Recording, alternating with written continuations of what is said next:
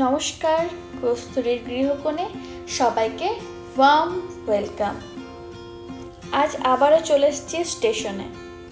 গন্তব্য আর অন্য কোনোখানে নয়, এই স্টেশনে।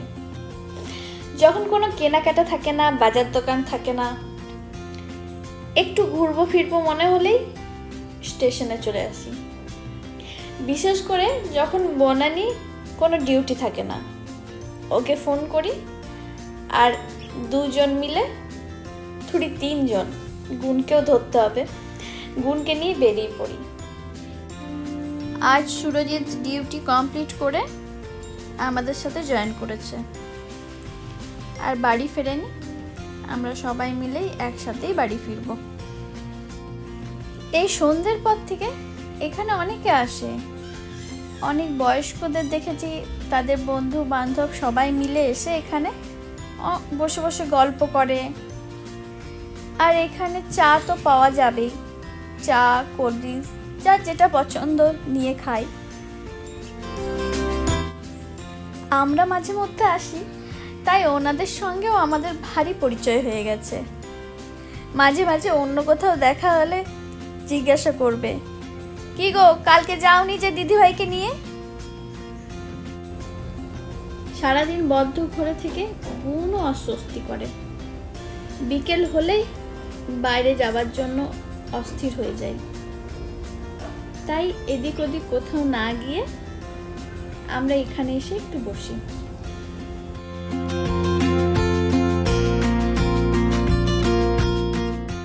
বাড়ি ফিরে চলে এসেছি। এসেই দেখি সুরজিতের রান্না সব দিন দিন মাথাচাড়া দিয়ে উঠছে। কালকে এঁচড় রান্না করবার জন্য এঁচড়গুলোকে ভালো করে কেটে ধুয়ে ফ্রিজের মধ্যে রেখেছি। ফ্রিজ খুলে ওটাকে পেয়েছে, নিয়ে প্রেসার কুকারে সিটি দিয়ে সেদ্ধ করে নিয়েছে। জিজ্ঞাসা করতেই বলে আজকে আমাকে এঁচড়ের চপ করে খাওয়াবে। এমন সময় চপগুলো করতে শুরু করলো যে রাতে কি করব সেটা খুঁজে পাচ্ছি না। তারপর ঠিক হলো রাতে চপ মুড়ি খাওয়া হবে। তাই আগের থেকে মাখানো আটাটা ফ্রিজের মধ্যে তুলে রাখলাম। সুরজিৎ ফোন দেখে রান্না করতে একদমই অভ্যস্ত নয়। ওর যখন যে মশলা দিতে ইচ্ছে গেল, যেটা মাথায় এলো, সেরকমভাবে রান্না করলো।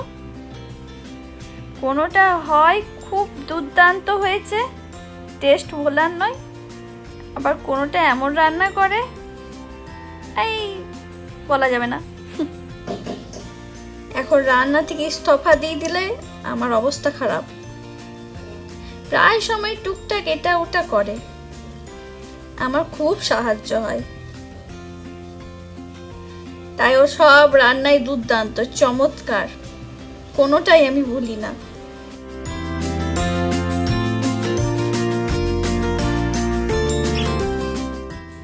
সে যাই হোক, রান্নায় সময় আর মনোযোগ খুব নিখুঁতভাবে দেয়। সুরজিতের রান্না নিখুঁত হওয়া চাই, পারফেক্ট করার আপ্রাণ চেষ্টা করে। কোনোটা হলো বা কোনোটা হলো না। যেমন এই কাটলেট, আমি হলে ধরতাম, কোনোরকম ডাব ডাব করতাম, ছেড়ে দিতাম। আর সুরজিৎ হাতের মধ্যে তেল নিয়ে পুরো শেপ দেওয়ার চেষ্টা, তারপরে একসঙ্গে সব দেবো, এপিট ওপিট ভালো করে ভাজবো। আর আমি কিছু বলতেই আমাকে বলে, তুমি ওকে গুণকে নিয়ে বসো, বাইরে বসো। গুণকে খাবার খাইনি। তারপরে আমরা দুজনে বসে মুড়ি, একটু লঙ্কা, একটু পেঁয়াজ, শসা, একটু আচার তেল সব জোগাড় নিয়ে ভালো করে বসবো, এই কাটলেটগুলো খাবো। চলুন, ভিডিওটা তাহলে এই পর্যন্তই। সবাই ভালো থাকবেন, সবাইকে ভালো রাখবেন। আর ব্লগটা যদি ভালো লেগে থাকে লাইক করে সাবস্ক্রাইব করে দেবেন। টাটা।